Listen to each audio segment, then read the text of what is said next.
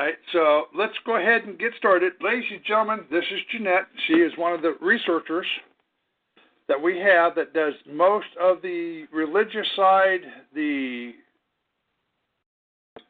Go ahead and explain the three sides on this thing, Jeanette. Okay, what we do is we need to know the contractual, the judicial, and the biblical aspect of this. And what Rod and I are going to be presenting today is the historical facts of how this country got to where it is today. Now, I am mostly a historical researcher. I do all of the documents of historical value, many hundred years old. And I've been doing this for Rod for, what is it, Rod, about 11 years now? Well, since 2006, yeah.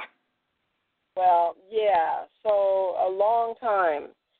But Rod does the professionalism on the laws. But what I do is researching how those laws came into effect and who did it.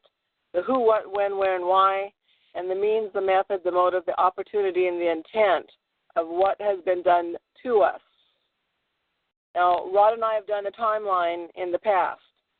What we're going to be doing today is kind of a summary of that, an update of that, and I would like to read just a few documents so that the whole listening audience can understand exactly why nothing is working in the courts, who the courts really are, where the money is going, and who is in control of the money. Some of you may argue with me. However, I can substantiate everything that I'm about to tell you. So let's get this show on the road, Rod. Okay, go ahead. Let's get it rolling. Okay, Rod and I have already, along with others, exposed the fact of the Roman Catholic Empire clear back to, what was it you said, 200 BC, Rod, the lawyers? Yep. Okay, now that's fine and dandy in itself, but how does that affect this country? Okay, that at that time could not possibly have. What I'm going to show you is how that directly affects us from the Catholic Church. Okay, now what I'm going to present to you right now is I'm going to go to a document that I have up before me that I got from the Avalon Project. And this is entitled Privileges and Prerogatives Granted by Their Catholic Majesties to Christopher Columbus in 1492. Now, that's as far back as I have. Well, I've gone back to, like what Rod said, 200 BC. But I wanted to find the core of how this country has been damaged and the devious, diabolical, maniacal plan that was put into effect to destroy us. So anybody who thinks that we're a free country is about to get a real rude awakening. Okay? Now, am I coming through clear, Rod? Because I have to have my phone sitting up in the windowsill to even get a reception here. You're real clear. You're doing real good. Go ahead. Okay. Now, excuse me, the very first paragraph is going to be telling you who the players are in the Catholic Majesties. Again, this document is on the Avalon Project. Okay? So it starts out, it says, Ferdinand and Elizabeth, by the grace of God, King and Queen of Castile, of Leon, of Aragon, of Sicily, of Granada, of Toledo, of Valencia, of Galicia, of Morocco, of Minorca, of Seville, of Sardinia, of Jaen, of Algarve. Now, I'm not going to pronounce all these correctly, I'm sure. Of Algeciras, of Gibraltar, of Canary Islands, Count and Countess of Barcelona, Lord and Lady of Biscay and Molina, Duke and Duchess of Athens and Neopatria, Count and Countess of Roussillon, of Cardane, Marquise and Marchioness of Oristán and Gacciano and Company. Now that's the players. That's your Catholic Majesties. Now here comes the document. For as much of you, Christopher Columbus, are going by our command with some of our vessels and men to discover and subdue some islands and continent in the ocean, and it is hoped that by God's assistance Some of the said islands and continent in the ocean will be discovered and conquered by your means and conduct. Therefore, it is but just and reasonable that since you expose yourself to such dangers to serve us, you should be rewarded for it. Excuse me.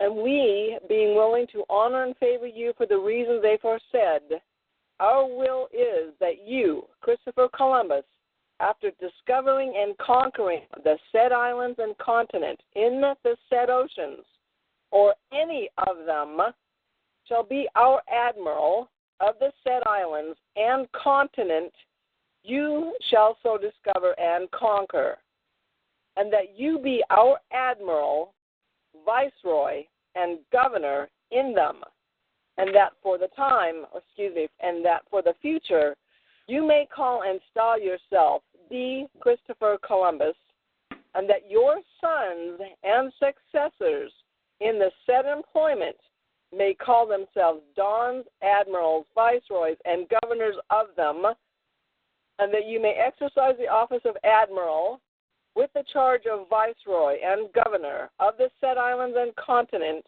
which you and your lieutenants shall conquer, and freely decide all causes, civil and criminal, appertaining to the said employment of admiral, viceroy, and governor, as you shall think it in justice, as the admirals of our kingdom used to do, and that you have power to punish offenders, and you and your lieutenants exercise the employment of admiral, viceroy, and governor in all things belonging to the said offices or any of them, and that you enjoy the prerequisites and salaries belonging to the said employments, and to each of them in the same manner as the high admiral of our kingdom does. And by this our letter, or a copy of it signed by a public notary, we command Prince John, our most dearly beloved son, the infants, dukes, prelates, marquesses, grandmasters, and military orders, priors, commanderies, our counselors, judges, and other officers of justice whatsoever, belonging courts and chancery and constables of castles, strong houses, and others, and all corporations, bailiffs, governors, judges, commanders, sea officers, and aldermen, common council, officers, and good people of all cities, lands, and places in our kingdoms and dominions, and those you shall conquer and subdue in the captains, masters, mates, and other officers and sailors,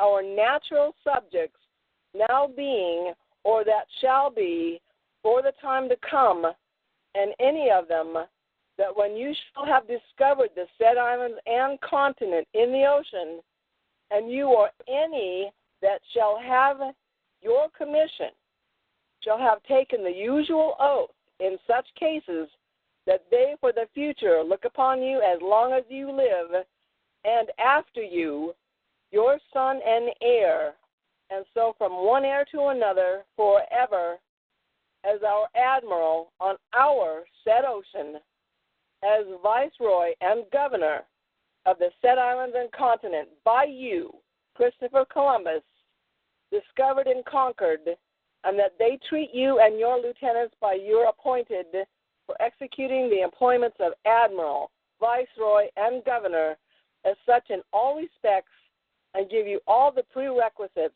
and other things belonging and appertaining to the said offices, and allow and cause to be allowed you all the honors, graces, concessions, preeminences, prerogatives, immunities, and other things, or any of them which are due to you by virtue of your commands of admiral, viceroy, and governor,